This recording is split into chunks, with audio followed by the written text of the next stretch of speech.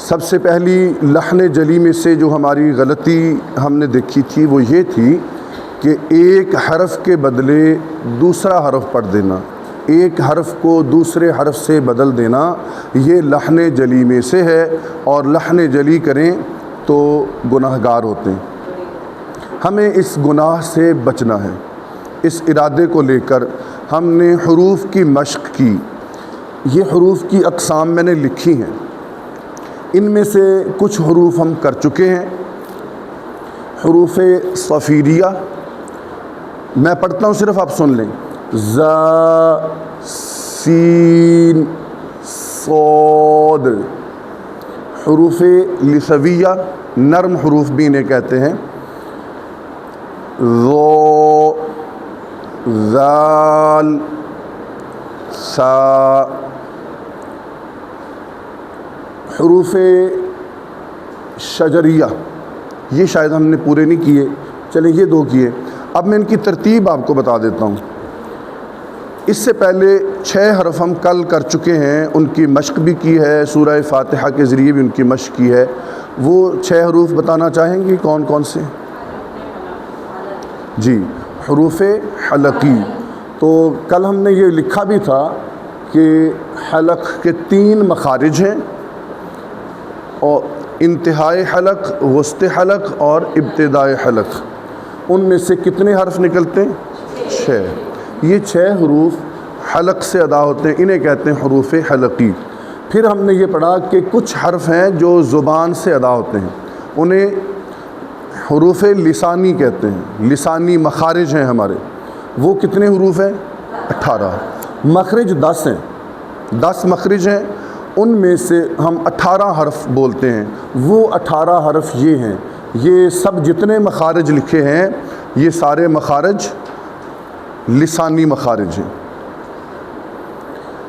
یہ اب اگر 10 پورے کریں گے یہ 10 نہیں بنیں گے، کیونکہ کچھ حروف ایسے ہیں جن کا مخرج ایک لکھا ہے، جیسے یہ ہے، لیکن یہ الگ الگ ادا ہوتے ہیں۔ لام کا الگ مخرج بیان کیا جاتا ہے، نون کا الگ کیا جاتا ہے، را کا الگ کیا جاتا ہے۔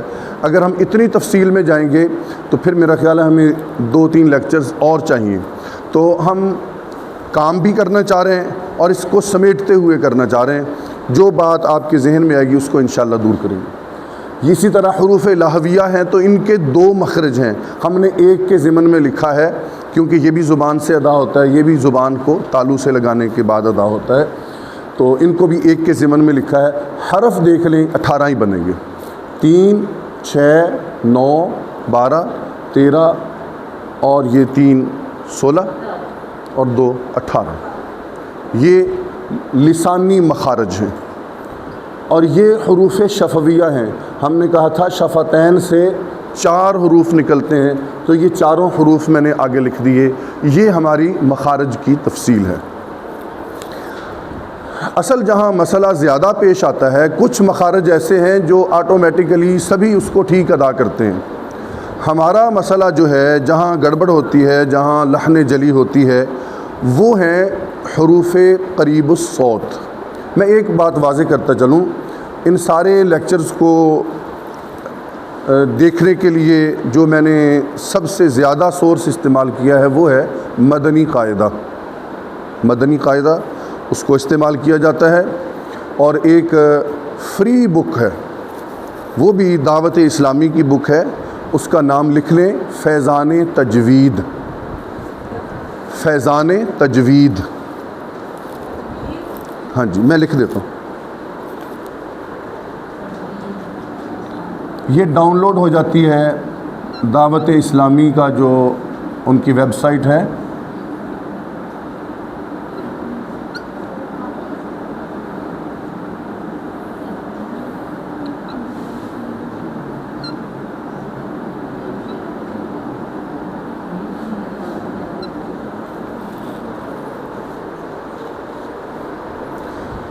فیضان تجوید۔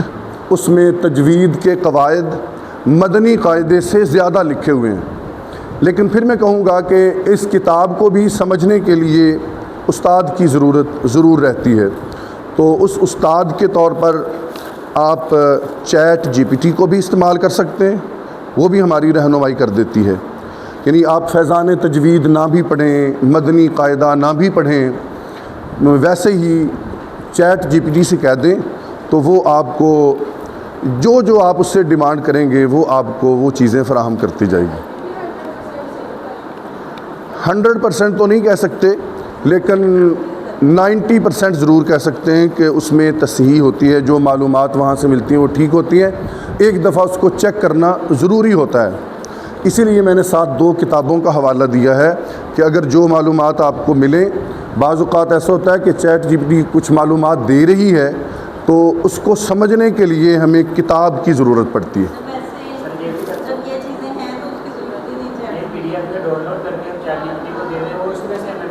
اس میں سے بھی ہمیں بتا دیں گے، نوٹ بک قلم اس کو دے دیں، وہ بھی ہمیں بتا دے گی۔ کہنے کا مقصد یہ ہے کہ ہم سیکھنا چاہیں تو پلیٹ فارم بہت سارے موجود ہیں۔ اس کے علاوہ جس کو انٹرنیٹ یوز کرنا آتا ہے، اور یہ باقی اور کوئی کام آتا ہو یا نہ آتا ہو، یہ سوشل میڈیا تو سب کو ہی یوز کرنا آتا ہے، الا ماشاء اللہ کوئی چند ایک ہوں گے، ورنہ سب کو ہی اس کے ہاں جی، اگر ڈاؤن لوڈ کر لیں تو یہ بغیر نیٹ کے آپ اس کو دیکھ سکتے ہیں، مطالعہ کرنے کے لیے آسانی ہے۔ بات کو آگے چلاتے ہیں تو کچھ یہ ہوتا ہے کہ کچھ چیزیں آپ دیکھیں گے، یہ فیضان تجوید دیکھیں، مدنی قاعدہ دیکھیں، آپ کہیں کہ وہ جو چیزیں بتائی تھیں وہ تو اس میں تو ہے ہی نہیں، ہمیں ایسے ہی شاید کہہ دیا، ایسے نہیں کہہ دیا۔ کچھ یہ ہوتے ہیں کہ کچھ تجربات ہوتے ہیں، یہ مین چیزیں میں نے آپ کو بتا دی ہیں۔ کچھ یہ وہ تجربات ہوتے ہیں، وہ اس وقت ہوتے ہیں جب آپ ان کتابوں کو استعمال کرتے ہیں، ان کو پڑھتے ہیں، مطالعہ کرتے ہیں اور کسی استاد سے سیکھتے ہیں۔ تو ان کتابوں سے پڑھ کے بھی اس کو پھر آسان کر کے بتانا یہ ضروری ہوتا ہے۔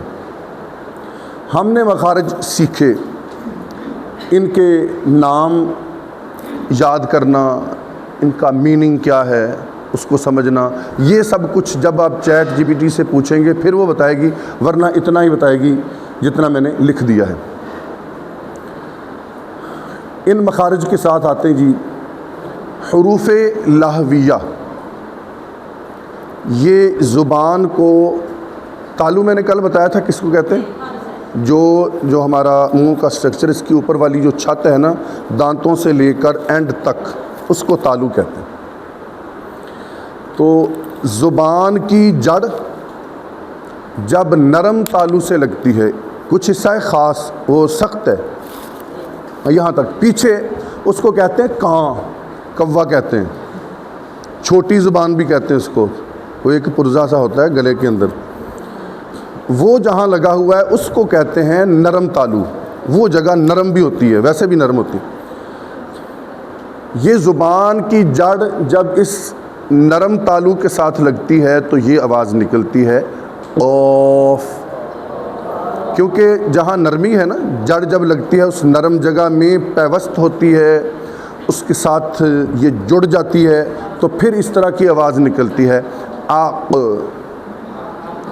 ایق، اوق، یہ 2 نقطے والا کاف، اس کو ہم نے پر بھی پڑھنا ہے، ویسے بھی زبان تالو کی طرف جائے گی، استعلا ہے اس میں، حروف مستعلیہ میں سے ہے، اور ویسے بھی زبان کی جو جڑ ہے وہ نرم تالو کے ساتھ جڑ جائے گی، چپک جائے گی، تو پھر یہ آواز آئے گی اوف،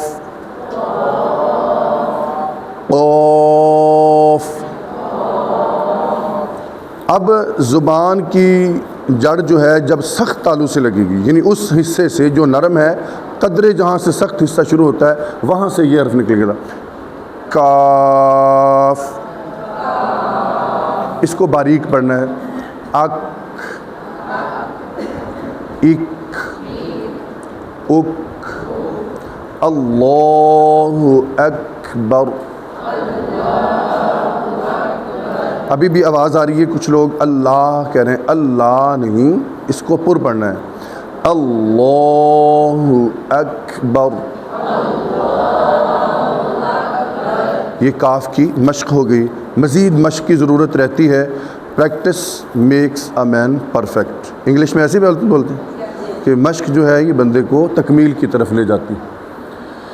حروف شجریہ، شجر پھیلا ہوا ہوتا ہے، اس لیے کہتے ہیں کہ اس کی آواز بھی پھیلتی ہے، ख़ास طور پر شین بنتا بھی شجر شین سے ہے.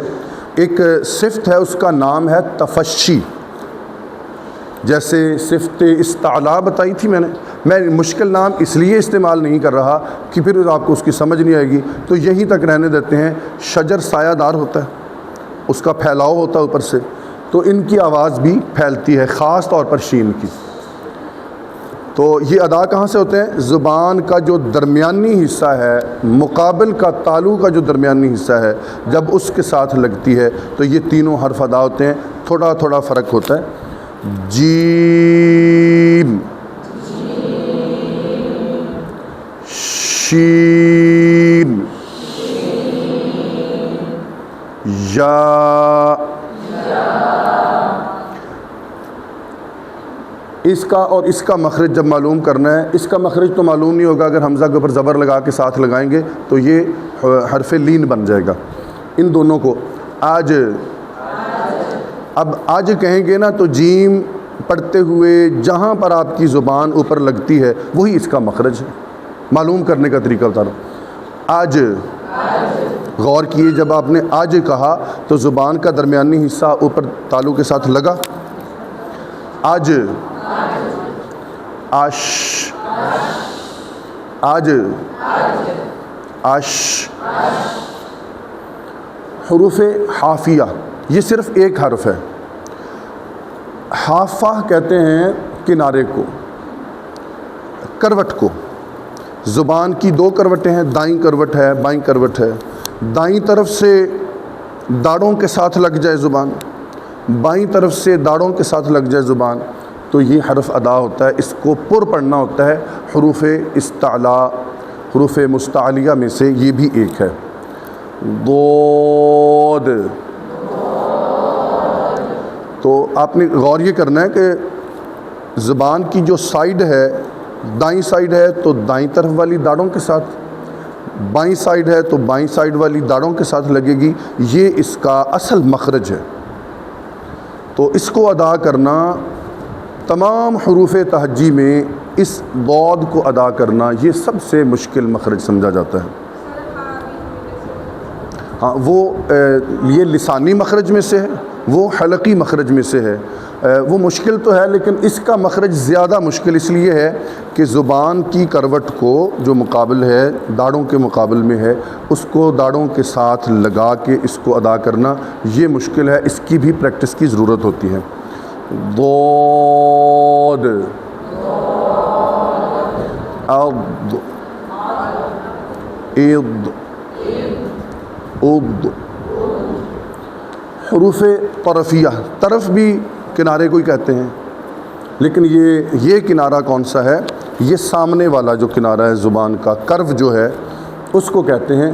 یہ جب اوپر والے دانتوں کی جڑ کے ساتھ لگتا ہے, لام کو ادا کرتے ہوئے یہ زبان کہاں کہاں جاتی ہے؟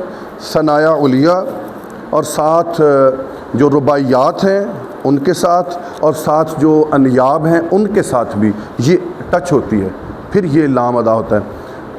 لام, میں پھر بتا دیتا ہوں. ثنایا دو دانت سامنے والے ہو گئے, اوپر والے دانتوں کی بات کر رہا ہوں, اور انیاب اس کے اطراف میں دو دانت ہو گئے, رباعیات اور انیاب اس کے اطراف میں دو دانت ہو گئے. کتنے ہو گئے؟ چار ادھر چار ادھر. تو یہاں تک یہ زبان ضواحک تک لگ جاتی ہے دونوں اطراف میں, اور زبان کی ٹپ جو اوپر والی دانتوں کی جڑ میں لگتی ہے. غور کیجئے گا. لام. اب کہیے ال, ال, ال. اب نون میں تھوڑی سی رعایت ہو جاتی ہے, یہ ثنایا اور رباعیات تک یہ محدود رہتی ہے. نون, ان, یعنی ان کہتے ہوئے زبان تھوڑی لگتی ہے تھوڑے دانتوں کو, اور ال کہتے ہوئے زبان زیادہ دانتوں تک پھیلتی ہے. ان, ال, اور را میں تھوڑا سا مختلف ہے کہ را میں کیونکہ اس کو کہتے ہیں صفت تقریر کہ جنبش ہوتی ہے اس میں. را جب کہتے ہیں تو مخرج میں کپاہٹ ہوتی ہے, را کی آواز ٹکتی نہیں ہے. بعض اوقات تو بچے پڑھتے ہیں یہ را کی آواز کیا ہے اس میں تقریر ہے، تکرار ہے، اس میں بار بار ریپیٹ ہو رہی ہے، جنبش ہو رہی ہے، تو اس کو تکرار کو جتنا ہو سکے اتنا روکنے کی کوشش کرنی ہے. یہ نہ ہو کہہ دیں، یہی نہیں کہنا بس، باقی اس کو روکنے کی کوشش کرنا. جب کہیں گے، اچھا را کے اوپر زبر ہو پیش ہو تو اس کو پر پڑھتے ہیں. دوسرا سوال ابھی میرے ذہن میں اس کا جواب آیا، پڑھا نا ہم نے، تو را تو ساکن ہے، تو اب جب را ساکن ہے تو پھر اس سے پہلے والا حرف دیکھیں گے. اگر اس سے پہلے والے حرف کے اوپر زبر یا پیش آ گئی تو پھر اس کو پر پڑھیں گے. اس سے پہلے والے حرف کے نیچے زیر آ گئی تو اس کو باریک پڑھیں گے. آگے چلتے ہیں حروف نطعیہ. جی نطعیہ یہ 3 ہیں. تو دال تا، ان کا مخرج کیا ہے کہ زبان کی جو نوک ہے سامنے والے دانتوں کی جڑ میں لگتی ہے. کنارے سے لگے تو یہ ادا ہوتے ہیں. زبان کی نوک اگر دانتوں کے اوپر والے دانتوں کے کنارے سے لگے، تھوڑی سی کنارے سے باہر نکلا ہے، اس میں کوئی حرج نہیں، وہاں سے یہ حروف ادا ہوتے ہیں جن کو نرم حروف کہتے ہیں. اور جب انہی دانتوں کے جن دانتوں کے کنارے سے ہم نے لگائی تھی تو یہ حروف لثویہ نکلے، انہی دانتوں کی جڑ سے لگائیں گے تو یہ حروف نطعیہ. دیکھیے پڑھیے اس کو. جی تا دال تو. حروف لثویہ یہ ہم نے پہلے بھی پڑھے ہیں، حروف صفیریہ یہ بھی پڑھے ہوئے ہیں. تو یہ کل 18 حرف ہو گئے. ان میں سے جو حروف لاہویہ ہیں، حروف شجریہ ہیں، ان میں زبان کو دانتوں کی ہیلپ نہیں چاہیے. ان میں دانتوں کا کوئی کریکٹر نہیں ہے. نیچے والے جو حروف ہیں یہ والے، ان میں زبان دانتوں کا سہارا لے کر یہ ان کو ادا کرتی ہے. یہ تھوڑا سا ذہن میں رہے گا، اس کو سمجھیے گا. یعنی یہ صرف زبان اور تالو کا کنیکشن ہے ان کا، اور یہ زبان اور دانتوں کے سہارے سے دونوں یہ سبھی حروف ادا ہوتے ہیں. میں یہ عرض کر رہا تھا کہ اصل جو مسئلہ پیش آتا ہے ہمیں لحن جلی کی پہلی جو غلطی ہے اس کو دور کرنے کے لیے، وہ یہ پیش آتا ہے، ان حروف کو کہتے ہیں حروف قریب الصوت. حروف قریب الصوت، قریب کا مطلب ہوتا ہے نزدیک، صوت کا مطلب ہوتا ہے آواز. ایسے حروف جن کی آوازیں قریب قریب ہیں، مخرج نہیں کہہ رہے، مخرج نہیں، آواز کی بات ہو رہی ہے. مخرج تو اوروں کے یہ تھوڑا سا رہ گیا، اس کو تھوڑا سا کر لیتے، اس کے بعد آگے چلتے. حروف شفویہ، شفتین پڑھا تھا، دونوں ہونٹ ہوتے ہیں، تو جو حروف یہاں سے ادا ہوتے ہیں انہیں کہتے ہیں حروف شفویہ، یعنی ہونٹوں سے ادا ہونے والے حروف. تو فا ہے، یہ اوپر والے دانت نیچے والے ہونٹ سے لگتے ہیں تو یہ فا ادا ہوتا ہے. با ہے تو جو ہونٹوں کا اندر والا حصہ ہے، تر حصہ ہے، ان کو ملانے سے با ادا ہوتا ہے. میم ہے، یہ ہونٹوں کا خشک حصہ ملانے سے ادا ہوتا ہے تو اس کو میم ادا کرتے ہیں. واؤ دونوں ہونٹوں کو گول کرنے سے، بالکل بند نہیں کرنے گول کر کے، اس کو کہتے ہیں نا تمام گول کرنا، یعنی بالکل پورے گول کر کے بند ہی کر لینا، اس طرح نہیں، گول کر کے واو، اس طریقے سے ان کو ادا کیا جائے گا. اب میں حروف قریب الصوت لکھتا ہوں تو آپ نے میری ہیلپ کرنی ہے کہ ملتی جلتی آواز والے کون سے حروف ہیں. میں کوشش کرتا ہوں سب سے پہلے میں لکھ دوں کہ حروف قریب الصوت ہم لکھنے لگیں تاکہ آپ کو یاد رہے.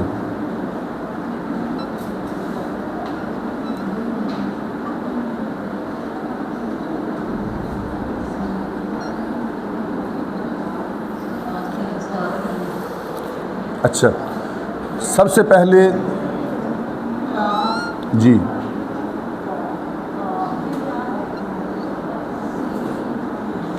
یہ حروف قریب الصوت میں سب سے پہلے ان کی باری آتی ہے، یعنی ان کی آوازیں ملتی جلتی ہیں. ہم نے ان میں فرق رکھنا ہے، اگر ہم فرق نہیں کر پائے تو وہ پہلی لحن جلی ہو جائے گی.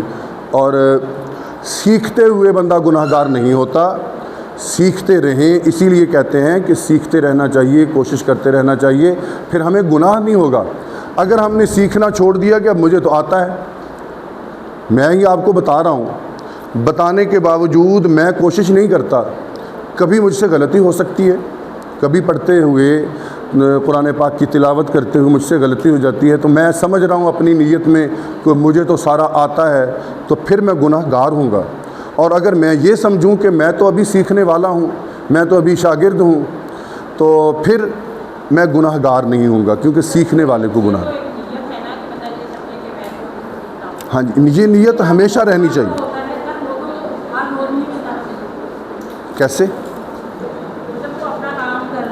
جی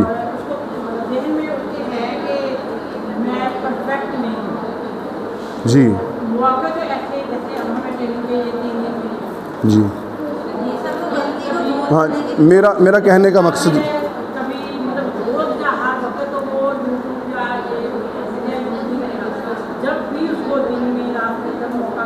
ہاں جی ہاں جی، یہی میرا مطلب ہے کہ سیکھتے رہنے والا بننا چاہیے، جب موقع ملے، جہاں موقع ملے، اپنے آپ کو یہ سمجھے کہ میں نے جب بھی تلاوت ہو رہی ہے میں نے اس کو اس لحاظ سے سننا ہے کہ میں نے اس سے سیکھنا ہے، جب بھی میں نے تلاوت کرنی ہے تو میں نے اس لحاظ سے کرنی ہے، پہلے میں اس کو اوپر سے دیکھ کے پڑھوں تاکہ جو غلطی ہے میری وہ دور ہو جائے، پھر میں اس کو زبانی پڑھوں تو کسی کو سنا لوں، سنانے سے میری غلطی دور ہو جائے گی، اور اگر کوئی کہہ دے کہ ہاں ٹھیک ہے اب، تو پھر اس کو ہمیشہ پڑھتے ہوئے احتیاط کرنی چاہیے۔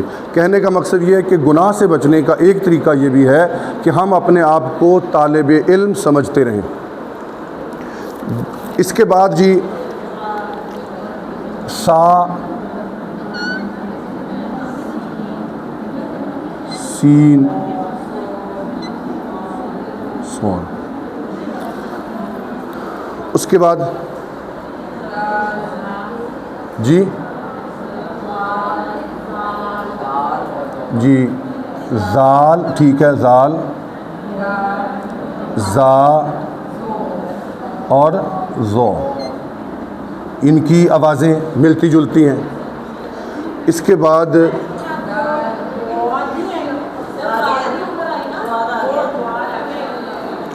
دود کا مخرج، وہ زود نہیں نا ہم اس کو پڑھتے، تاکہ 4 حرف ایک مخرج کے اکٹھے ہو جائیں گے، ان میں فیصلہ کرنا مشکل ہو جائے گا۔ ویسے بھی ابھی دیکھیے، بات سنیے گا، غور کیجیے گا، میں نے اس کو لکھا حروف حافیہ میں بھی اس کو ایسے ہی لکھتا ہوں، آپ چیٹ جی پی ٹی سے پوچھیں کہ حروف حافیہ کون سے ہیں، وہ بھی یہی بتائے گی۔ آپ اہل سنت کی کسی کتاب فیضان تجوید سے دیکھ لیں، مدنی قاعدے سے دیکھ لیں، وہ بھی کہیں گے یہ حروف حافیہ میں سے ہے۔ کوئی اہل حدیث ہیں، کوئی اہل تشیع ہیں، ان سے پوچھ لیں یہ کون سا حرف ہے، وہ کہیں گے یہ حروف حافیہ میں سے ہے۔ اور ابھی ہم نے اس کا بات سن نہیں رہے، آپ سنیں گے تو پتہ چلے گا، اختلاف اپنی جگہ پر ہے، لیکن میں جو بات میں سمجھا ہوں میں وہ آپ تک پہنچاؤں گا۔ سب کہتے ہیں کہ یہ حروف حافیہ میں سے ہے، اب مجھے پڑھ کے دکھائیں کہ زبان ہماری لگ رہی ہے داڑھوں کے ساتھ، تو وہاں سے زواد کیسے پڑھا جائے گا؟ زال، زا، زو، ان کا مخرج کیا ہے؟ زبان، زا میں سیٹی کی آواز آ رہی ہے، زبان کا دانتوں کے ساتھ، سامنے والے دانتوں کے ساتھ تعلق ہے، وہاں سے یہ حروف ادا ہو رہے ہیں۔ لیکن یہ دود کہاں سے ادا ہوتا ہے؟ زبان کی جو کروٹ ہے، حافہ ہے اس کا، وہ سائیڈ والے داڑھوں سے لگتا ہے، تو کریں، اس طرف بھی ادا ہو سکتا ہے، اس طرف بھی ادا ہو سکتا ہے۔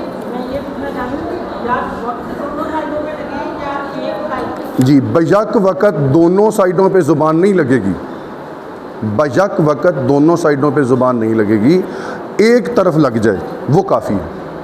اچھا اب یہ دیکھیے، اب زبان ہماری سامنے والے دانتوں سے تو لگ ہی نہیں رہی، تو کیا پڑھیں گے اس کو؟ دود، اگر پڑھیں گے غود، تکلف کر کے زبان کو سامنے والے دانتوں کے ساتھ لگانا پڑے گا، وہ اس کا مخرج ہی نہیں ہے۔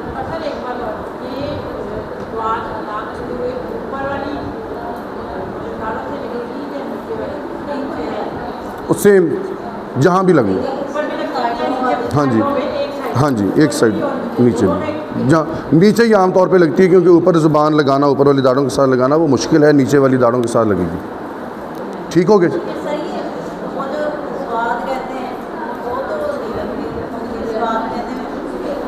اسی لیے میں نے بتایا نا کہ یہ مخرج سب سے مشکل ہے. اب زال زا زوا کی آواز نکالنے کے لیے زبان کو سامنے والے دانتوں کے قریب کرنا پڑے گا. ہاں جی یہ میں کہنا چاہ رہا ہوں کہ ہمیں ان سے اختلاف نہیں ہے, ان کی بھی اپنی سرچ ہے, ہماری اپنی سرچ ہے, ہم اپنے حساب سے آپ کو میں نے بتا دیا ہے, اس کے مطابق آپ عمل کرنے کی کوشش کریں. اگر کسی کو اختلاف ہو تو وہ اس سے عمل کر سکتا ہے دوسرے طریقے پہ. آگے چلیں. جی دال اور یہ ضاد ان میں فرق کرنا ہے, اور یہ ہا اور ہا اس میں فرق کرنا ہے, عین اور حمزہ اس میں فرق کرنا ہے. ہاں یہ ادھر سے آواز آئی کاف اور قاف, یہ بھی ٹھیک ہے, قاف اور کاف یہ ہیں جی حروف قریب الصوت.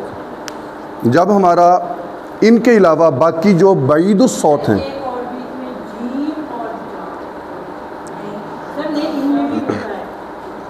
وہ تو ہمارے ہم اجمی ہیں نا اس لیے, اور خاص طور پہ پاکستانی ہیں اور پھر پنجابی بھی ہیں, تو ہم اس زا کو جا پڑھ لیتے ہیں اور جیم کو کبھی کبھی زے بھی پڑھ لیتے ہیں.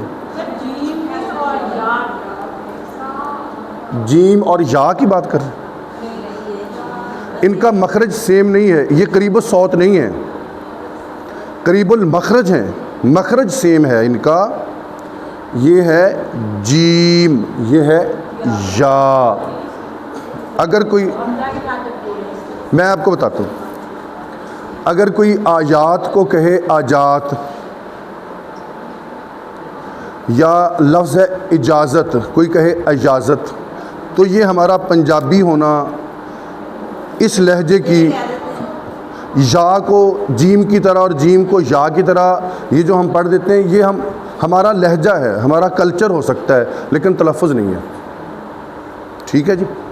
تو جب اس سے پہلے متحرک حمزہ لگے گی تو اس کی آواز اج تو آنی نہیں, اس نے یائے لین بن جانا ہے, یہ ای بن جائے گا ای.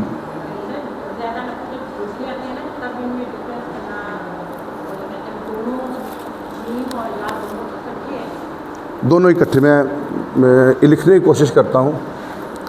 آپ کہنا چاہ رہے ہیں کہ جیسے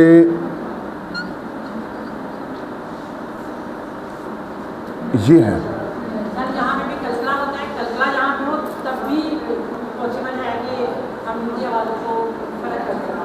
تو جہاں بھی جیم, تو وہ پھر اس کا مطلب جیم پر زبر زیر کوئی حرکت ہوگی تبھی ہوگی. تو پھر بھی ان کا مخرج سیم ہے لیکن آوازوں میں فرق ہے, آوازوں میں ڈفرنس ہے. اس کو مزید پھر غور کر لیتے ہیں, لیکن آوازوں میں ان کا فرق ہے, ملتی جلتی آوازوں میں نہیں آئے گا.